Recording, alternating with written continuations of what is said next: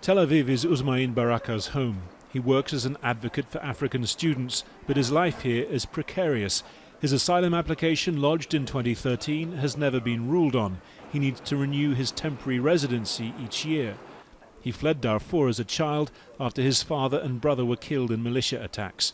He fears what would happen if he were forced now to return to Sudan. If Israel would decide to deport us back, we don't know where to go because the genocide is still happening, and we even also taking different report from our relative families who is living in IDP camp in Darfur and also in different areas in Sudan. So it's still genocide happening, it's still war happening. Baraka's concern stems from the normalisation deal announced at the White House last month between Israel and Sudan. Do you think Sleepy Joe could have made this deal, baby? Prime Minister Benjamin Netanyahu says he wants to address migration issues as part of the process.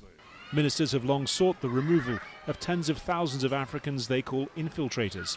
The Interior Ministry says of the 6,285 Sudanese, 1,000 have been granted temporary residency. More than 5,000 others are awaiting answers to their asylum claims. Sudan's former president, Omar al-Bashir, was deposed last year and awaits possible trial on war crimes charges.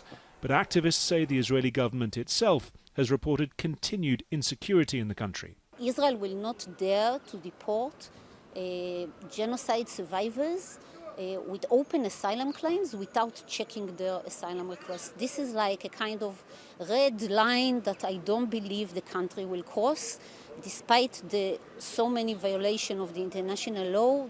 Israel has failed before to make good on domestic promises to expel Africans. 3 years ago it issued an ultimatum: accept deportation to a third country or face indefinite detention.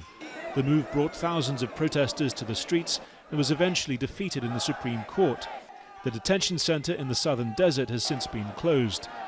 Israel's Prime Minister's office declined our requests for comment ahead of Israel's first direct talks with Sudan since the normalisation deal was announced.